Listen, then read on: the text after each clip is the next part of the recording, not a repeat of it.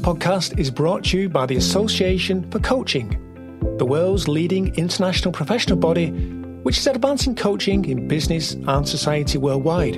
I'm Mark Crossfield, your host of this new series, where we introduce you to experts, coaches and thought leaders who share their passion for career coaching.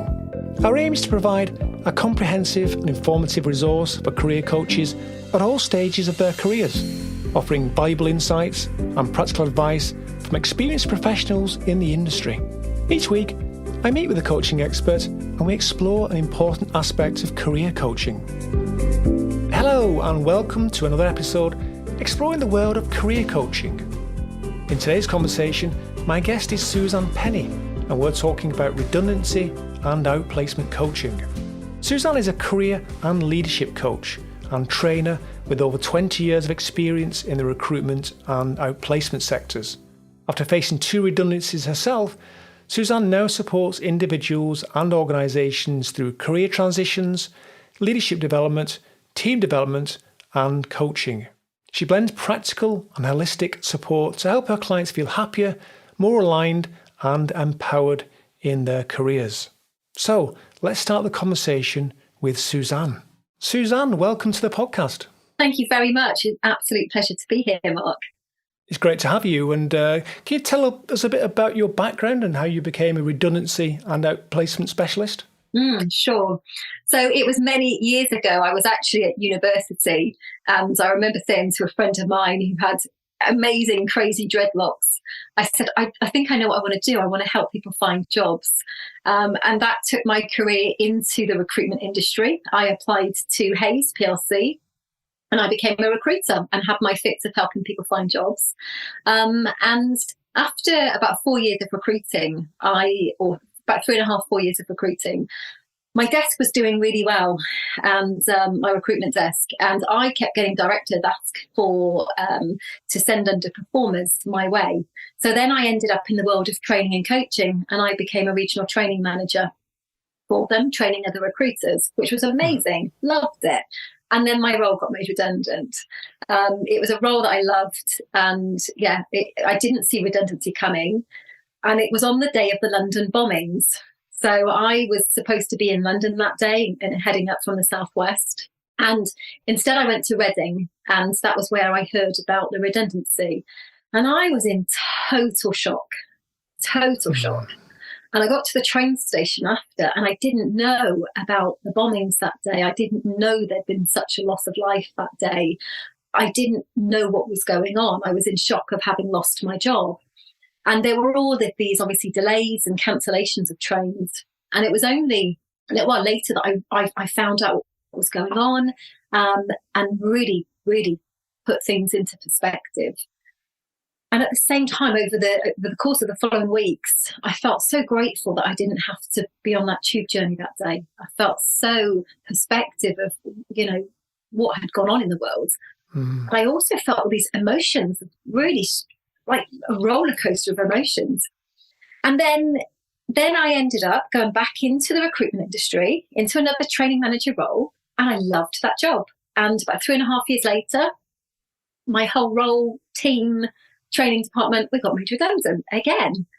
So I went through it again. And at this point, I just came back from off maternity leave. I had a 1-year-old child. And to throw into the mix, it was now I had to find a job that would give flexibility for my family. And then I saw a beautiful advert for somebody who had a recruitment background that could support people through redundancy. And I just knew that I really wanted to do that role. And then, as many people find, one of the frustrations that our clients will face with job searching is that we get rejections. So I didn't hear anything. I didn't hear anything from that application. So I decided to think outside the box. And I actually attended the course that this local recruitment business was doing. It was a group training session. I attended it as a delegate because actually I thought, if I like what they train, if I like what they're doing, then it makes me realise that I definitely want to do it.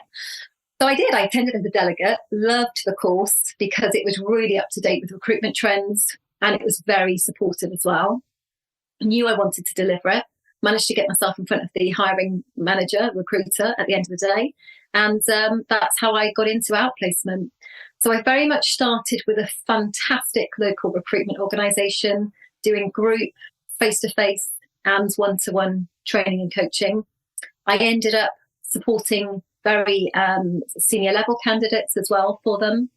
And then I also applied to work with a market leader in outplacement, which again expanded my knowledge for working with a market leader. So that's how I got into it, via 2 redundancies myself, both from jobs I loved and a background in recruitment.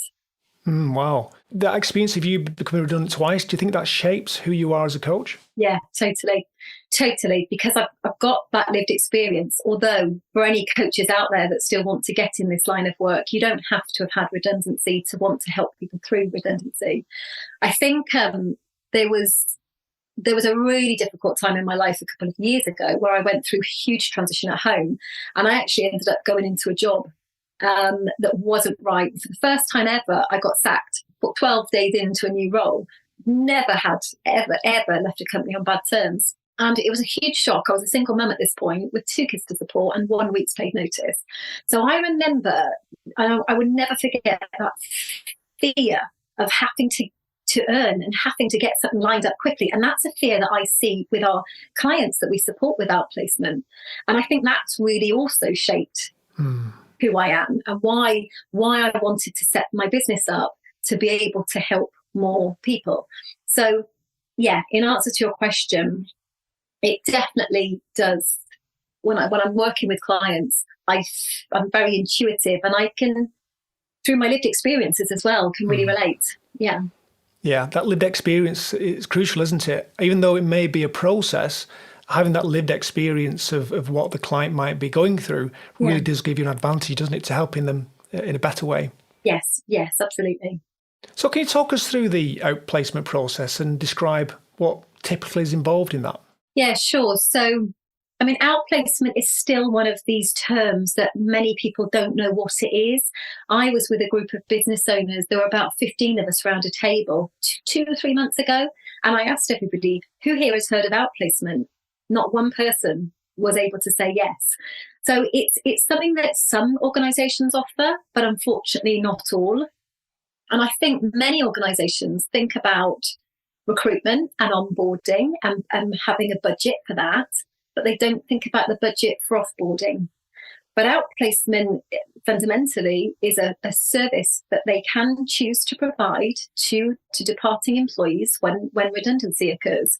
And it's expert career support, something that I feel that is a very common myth, if you like, is where people think, well, it's just CV and support, or it's just CV and LinkedIn support.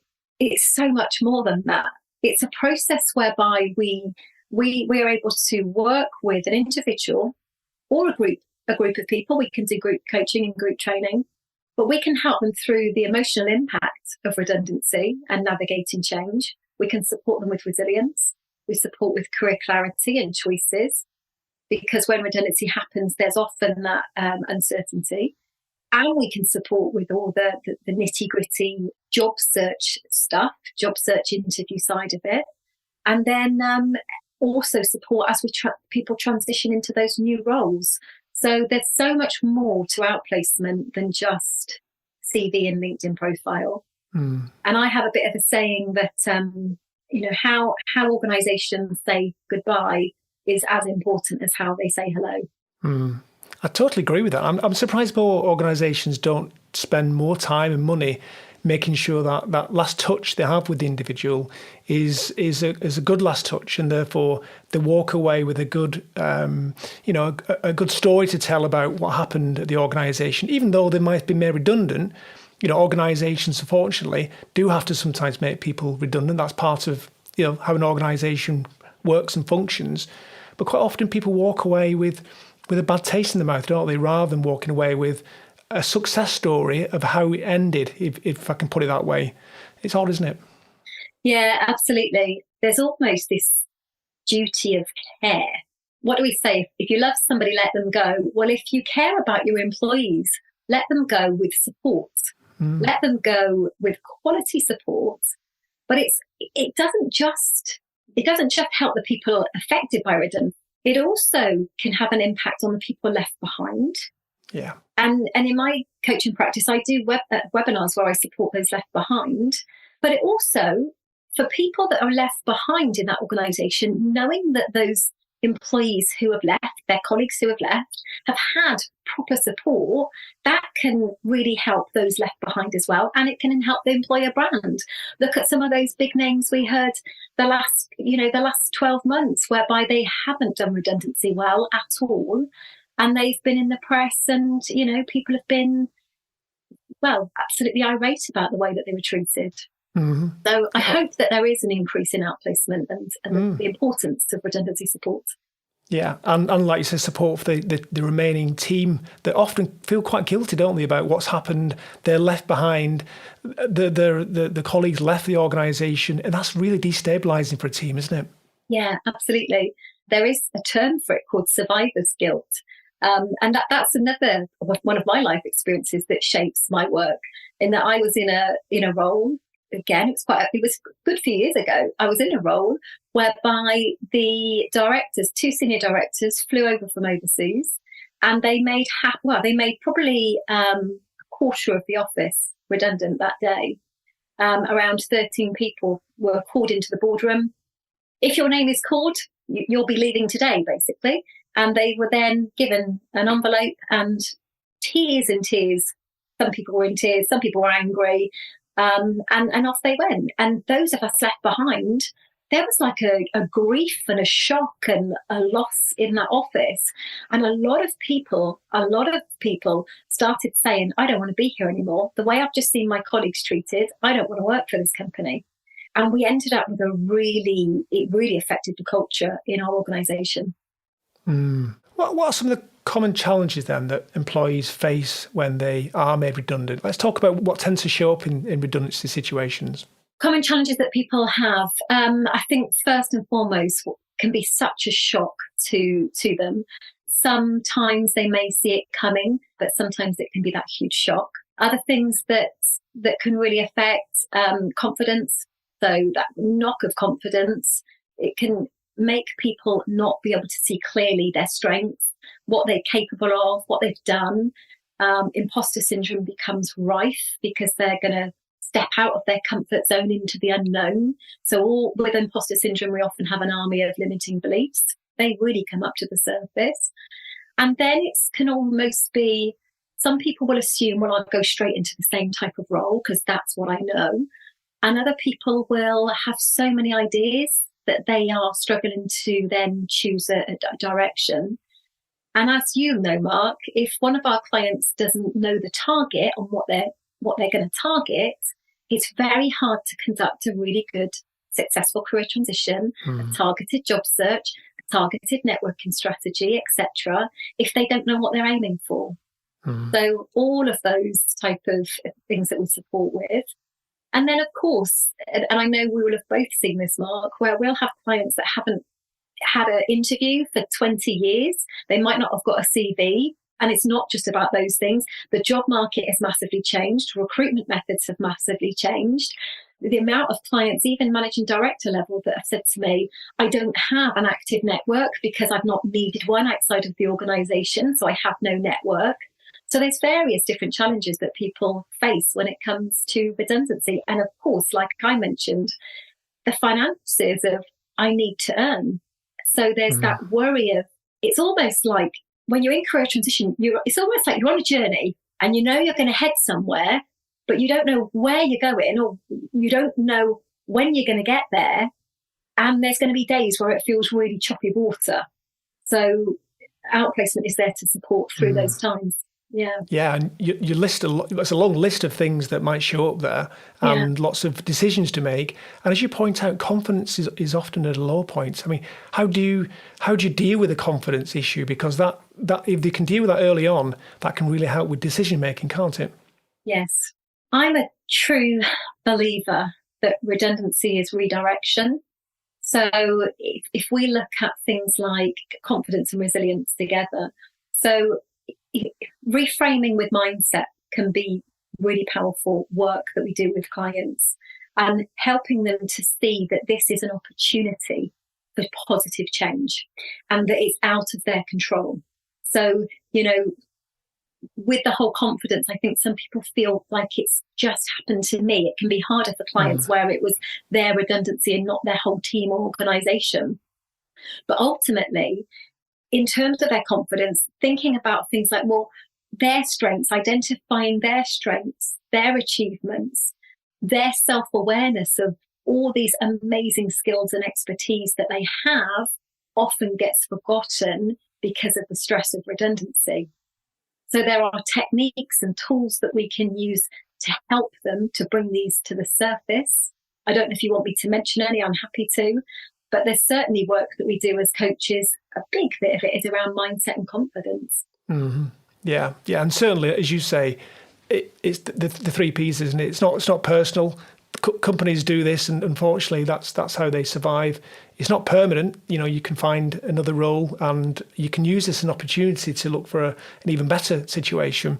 And it's not pervasive, although redundancy, can feel like it's pervasive. It can feel like it's affecting every part of your life, can't it? But if you can try and help people to regain the confidence and rebuild their strength, look at the transferable skills, you can really orientate them into the direction that gives them much more options than they might have previously. And actually, a lot of people, I find, are able to reset their career, and afterwards, and fully enough, I was reading some of the recommendations on your LinkedIn profile, actually, that people have kindly left for you, and a number of them you've helped to overcome redundancy. You've said really nice things about how they've transformed their career, how they've got an even better role, etc. And that is obviously one of the outcomes that, if you do this process well with the right clients, then rather than it be something that is a detrimental milestone in their life, it can be transformational, can't it? Yeah, it really can be. And I see my role as like a light worker, in that I can help people go from the dark into the light. I see that as type of my role here.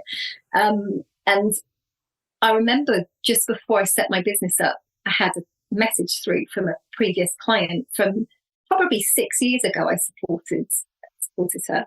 And she said, "Oh my goodness," she said, "I want you to know that you gave me my confidence and self-belief when I was at my lowest ebb. And I'm now in a job 4 years on. I love what I'm doing. And if it wasn't for you, who knows where I'd have been." And I remember when I first met her, and the first thing she said was, "I'll do anything. I'll do anything. I can do admin. I can do sales. I can do marketing. And she just listed all this stuff that she could do in her CV, told me that she could do everything. And actually, she even said about a job that she'd seen that was half of the salary that she'd been earning, because she was so feeling unconfident and unclear about what next steps looked like. She had to give her company car back in about a month's time, and she was really panicking. And it wasn't 1 month's time. It was just a senior person. I think it was a 3-month notice period. But the work that we did was enabled us to go, right, let's have a look at your skills, your achievements, and not just what you can do, but what you love doing, what gives you joy. What are the bits that you absolutely love? What are the bits that you don't enjoy? Like, why are we promoting this stuff if you really don't want to do that? And we managed to streamline what really gave her that beautiful energy and joy, what she was looking for, streamline that into a high impact CV, target her job search. And then we started seeing all these interviews coming in. And she was able to give back the keys to her company car after she'd taken ownership of her new company car. But all of that complete fear came from her losing her confidence because of the shock of redundancy. Yeah. And it's not unusual, is it, to when you're first working with a client, that you'll be having the first 1 or 2 sessions, and in the background, there will be on job sites trying to find quickly a job. Even though they're going through this process with you, it's almost like the brain can't stop thinking about replacing this job. And you have to, I tend to say to people, if you can, try and hold back a little bit in terms of looking for jobs very similar to the one you've done, if you're not sure that is the right thing for you to do. If you want to look at your options, just take some time, as you say, let's look at your your transferable skills. Let's look at the things you're interested in. Let's look at all those aspects that are important when looking for a new job. And that can sometimes calm them down and get them thinking about the options, because people invariably turn back on the role they've previously done or one similar. So they're looking for something similar quite often, aren't they? So it's good if you can get them to just keep the mind open, really, for the options that might present themselves as you work with these individuals. Totally. I think that first piece of self-awareness is absolutely key, because our role as coaches is to help them explore those options, but we almost want to really support and encourage them. Well, let's get all the options out there. But those options, before we think of those, it starts with self-awareness. So if we can start with thinking about maybe things like career anchors questionnaires, questions around their motivators and what's right to them right now in this time of their life. We could get things like career timeline reviews. So Steve Jobs famously quoted, in order to move forward and join the dots forward, we go back and join the dots backwards. So things like career values, career anchors, values assessments. Sometimes I use psychometrics and strengths-based profiling. Yeah. All of that's self-awareness. And then it's almost like, okay, now we've got that awareness of what you love and what you really enjoy and what you're really good at. Let's think about these options. Let's get them all out. And then we've got to help them think about what's reality for them. And if somebody says to us, I really want to set up a business, amazing. We will encourage them, but we've also got a question to double check that is right for them at this point in their career. Yeah, you mentioned career timeline there, and I find that hugely helpful, actually. I tend to get clients to do that before the first session, actually, and they often come to the session really thrilled by the idea that they're thrilled or sort of like in despair when they look back on the previous 5 or 10 years, when they can look at what they've been working on, the organisations and the roles, etc., and reflect how positive or negative those roles have been and see what sort of patterns have emerged over that time. So someone that would perhaps be turning back in towards a similar role can see from that maybe they should look at some other options. So I find that quite a powerful tool, actually. I think it's a great one to do, a really good tool to use. And I think even sometimes, I remember a great MD, and he was like, I know exactly what type of role I want to do. I said, wonderful. Okay, great. Let's do a values audit. And we still did a values audit. I think we did a career timeline. And his words were, I'm so glad you got me to do these activities, because actually it's given me even more clarity on what that right role would look like. And I think without doing some of this self-awareness stuff, I would have probably had a tendency to just go into the first offer that comes in. But actually, you've really made me take a step back to nail that clarity, and then I can go forward with even more confidence. So even those clients that we are going to work with that know what they want to do, I would just say avoid the tendency to go straight in to look at their CV, straight in to look at their LinkedIn, etc. Almost do some of these bits as well, you've got this opportunity now. This is a beautiful opportunity for positive change in your career. Let's just double check some of this stuff. And that can be really powerful to do. And a lot of clients, I expect you'll find this, Mark, they may not have ever had career coaching or coaching support for them to really start thinking about and reflecting on this. Exactly. And they have an identity. And I get them to try and hold that identity quite loosely if they can, to see, don't hold on to it too strongly, because your identity is something that might keep you where you are and stuck where you are. And actually, when you're looking at career change, you are dealing with identity change, really, aren't you, at the career level? So it's good to get them to think about that in those terms. Absolutely. Just going back, because you did mention that you have some exercises you do to get people to be more confident. Would you share one of those with us? Because you did say you wouldn't mind sharing one. Is there one in particular that you use which is quite powerful with clients? Is there a go-to confidence booster? Yeah, so sometimes I use different psychometrics. So some of those I use. Sometimes I do things like visualizations and even kind of guided meditations and visualizations. Some of those, I'm quite into that holistic angle, so I do some of those.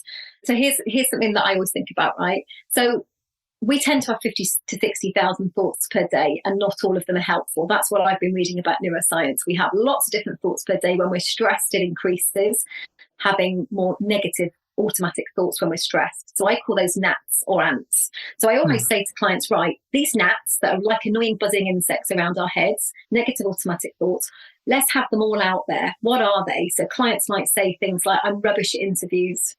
I'm overqualified. I don't have experience in XYZ. I didn't particularly feel like a strong leader in my previous role. So all of these negative automatic thoughts, let's get them out there in the open.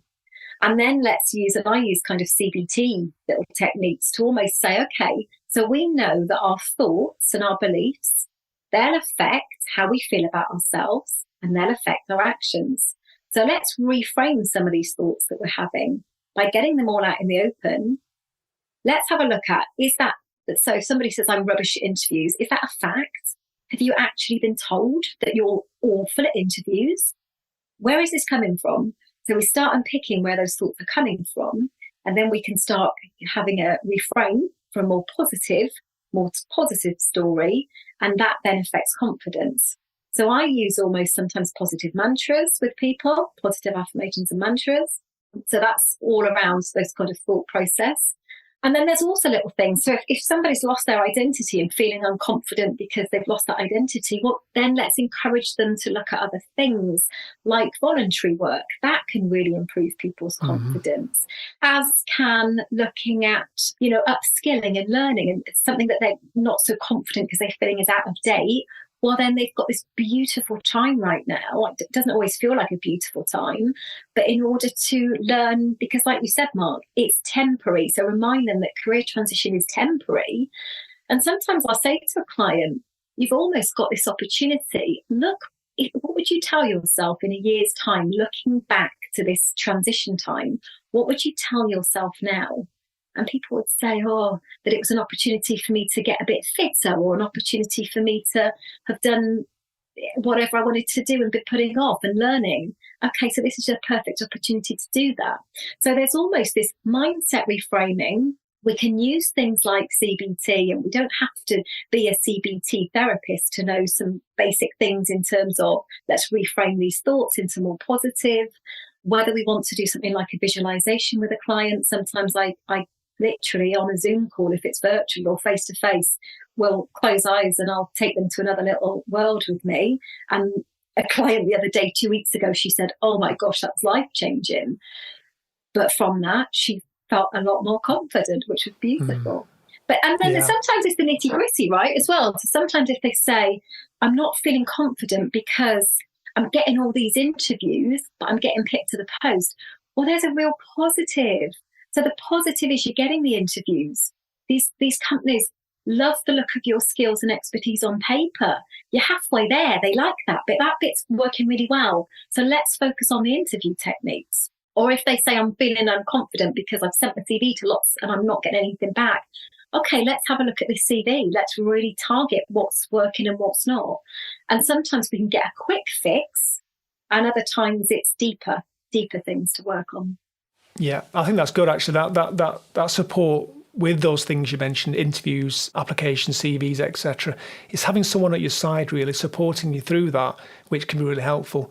And I also like how you dealt with when you've been around coaching for a while and you're used to the approach to, like, CBT, as you mentioned, and how we deal with our thinking, you forget that most people, and obviously we do as well, because we all forget these things, but how quickly people fuse to their thinking. In other words, a thought comes into their head and suddenly they're away with the thought, they're fusing with it. It becomes something they dwell on much longer than they need to. And just having a client understand that thought that comes into their head unbidden isn't necessarily going to be very helpful. And if it isn't helpful, try and avoid fusing with it. Let it be there, but don't necessarily let it dwell. And just having the conversation about things like that can be hugely beneficial, because people have not normally thought about the thinking in that way. They think about it as something that is who they are, part of them, and it's something they should be listening to and worrying over.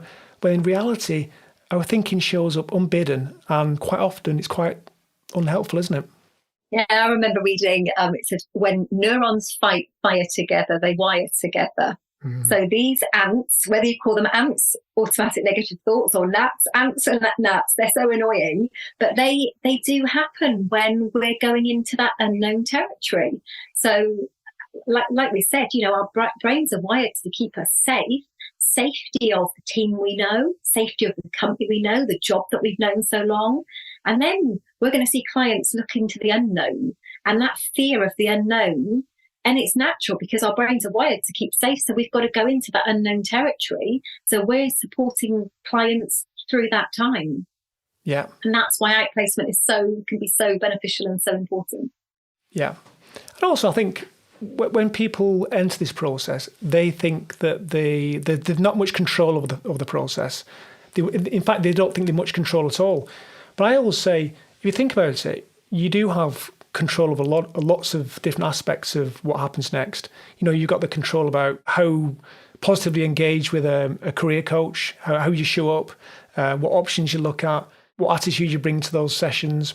When it comes to job applications, you've got control over which ones you apply for, how you complete the application form.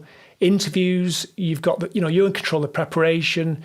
If you're doing an interview, a presentation, you've got the preparation for the interview, for the presentation. So quite often, you have got a lot of control over the process. It just doesn't seem like that. And I think a good career coach can help the client to understand how much control they do have actually, and that can be quite confidence boosting, can't it?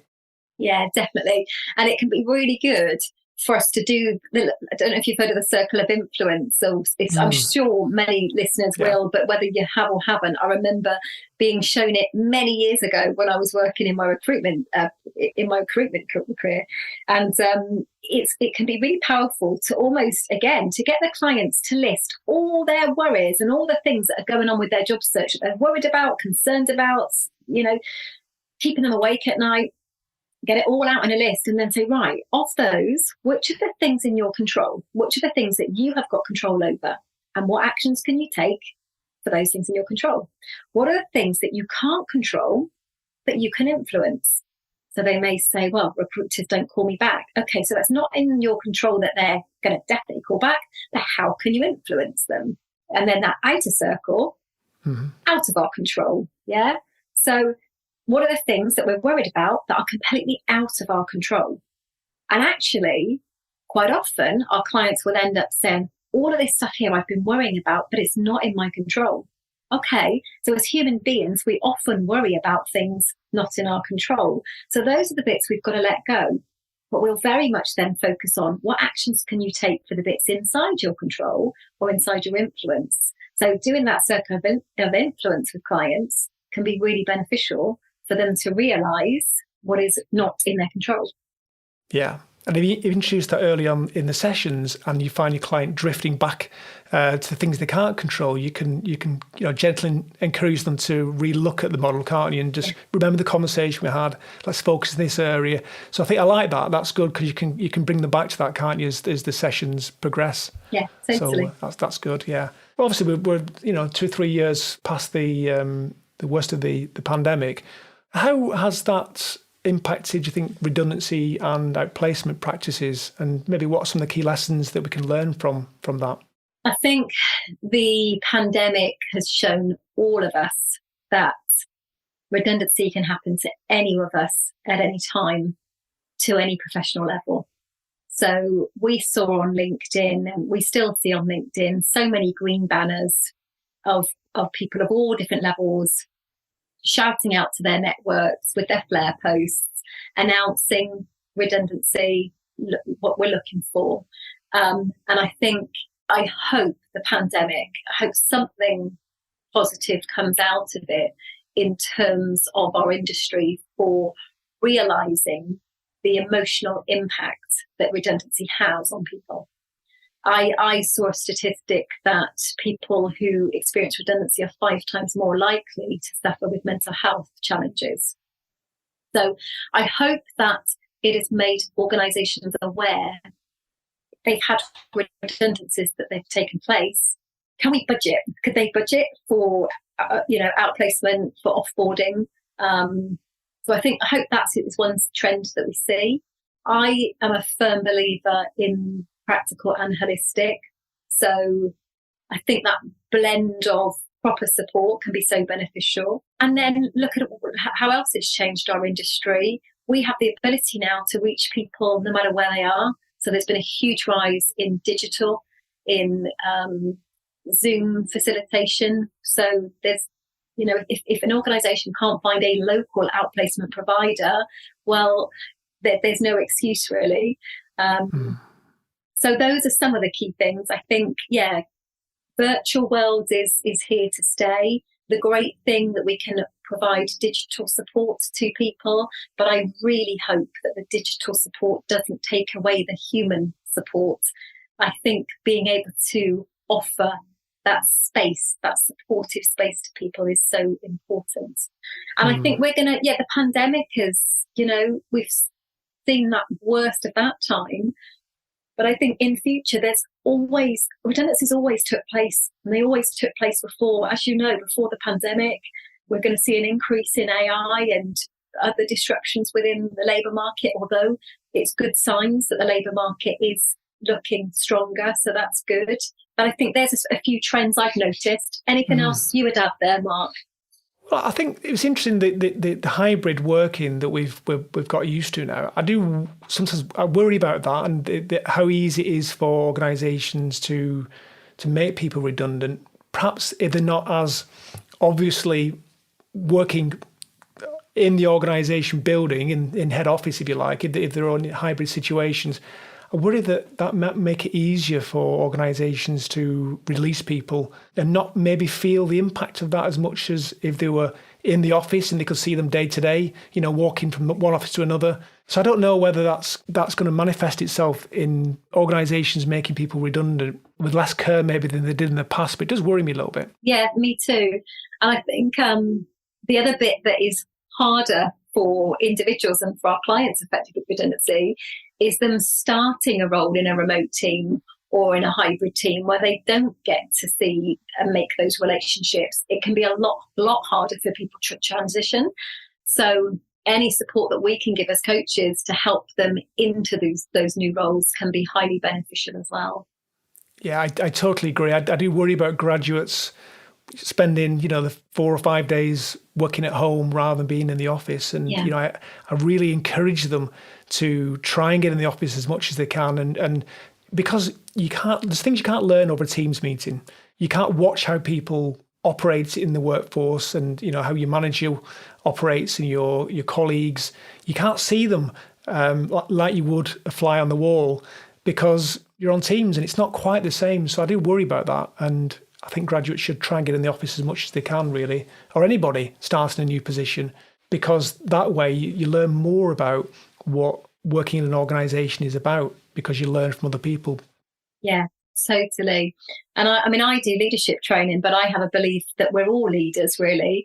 So anything that we can do in terms of, they land the job, but also that self-awareness that we will have done through the outplacement process with people, but that self-awareness around their values and their personality preference and how they can then adapt with their teams, whether hybrid or remote or in person, anything that we can do to help them can be really beneficial, and that can be relevant to all different levels. So if I know that a client has a very detail focused introverted personality, I can be giving them some key bits of knowledge and tools around how they can enhance relationships when they start. So that can just be super for us to do. I do think since the pandemic, the world may have opened up to the fact that outplacement is something that there is, and that offboarding is important. And like I said, some of those organisations that were in the press for having done the process wrong and really wrong, I think that would have raised awareness for organisations to not want to be in their shoes. Totally. And that reputational risk, I don't get how companies don't see that as a reputational risk, not making sure that those leaving the organisation, are able to speak positively about the organisation, even though they've been made redundant, because often it isn't personal, but it becomes personal because of how they're dealt with at the end. Yeah, totally. So last question then, and it's a question I ask all my guests, and interpret it however you like. What advice would you give to career coaches to help them deliver consistent results for clients? My first would probably be, and I've been doing this for Outplacement about 13, 14 years now. I think the first thing I would say to coaches is don't feel that you have to know everything about the role or the industry. And I think that was something that I feared when I was starting out, if you like. And now, I've got some coaching clients who are senior directors in IT, for example. I don't know everything there is to do about IT, and I'm never going to work in IT. That's not my strength. So don't feel that you need to know all the ins and outs of their role, but do the key things as coaches that we do. So all of the things around, getting their self-awareness, getting them to think about what that ideal role looks like, getting them to send us some ideal specs of roles and why they're ideal specs of roles. What is it about that job role that looks of interest, as opposed to us feeling that we have to know everything about every job. I would also say, in terms of helping people through a successful transition, do keep in touch with market trends and recruitment trends. And not everybody is fortunate to have worked in the recruitment industry. I'm lucky that I've got some really good recruitment contacts. But if people are wanting to go into outplacement coaching, think about, can you start to build some relationships with recruitment companies? And just so you can touch base with the market, recruitment trends, and keep up to date that way, that can be beneficial to do. Have some tools in your toolkit. And that could be anything, as we mentioned, about career anchors, questionnaires, timelines. Getting clients to do things like a personal SWOT analysis can be really beneficial. So all of these kind of career anchors, Wheel of Life can be really good, life coaching model. So have some key tools ready, and don't assume, like I mentioned earlier, if we want to get consistent results, don't assume that we're going to just jump forward and go straight to this one CV, for example. Actually rein it back, be clear on what that goal is, what their values are, what their strengths are, and then focus on that target. That can be key. Hold people to account. So as coaches, if we've got that beautiful space to hold with people and they've got a series of sessions with us, hold them to account, set them actions. Mark, you said that you'll send things in advance. I do the same. I'll send pre-session things to do first, have a session with them, and then following coaching, we might send other things to really enhance their learning and their work with us. So they're really good to do. And get feedback as well. I think that's crucial for us, right? Feedback is growth for all of us. So whether we're doing a group coaching session or one-to-one coaching with clients, be asking for feedback. How is it working for them? What changes would they like to see? What is their learning style? What improvements can we make? Same with group coaching, always that temperature check to see how we're getting on there. And I think the other key thing is how we can support them with consistency is being positive and reframing it into a positive change for them. If we can work on their mindset and see this as an opportunity, that is a really positive thing that we can do. That's wonderful. So many resources and so many ideas and tips there. That thank you so much for providing all that and for sharing all your expertise today. The audience really been treated to so much information that you provided, and it's obvious from what you've shared with us today that you would be a wonderful person to help someone who's been made redundant. So those people you've worked with have been so lucky to be able to have you as their coach. So thank you for sharing that. Thank you. And let's keep doing this amazing, vital work that we do.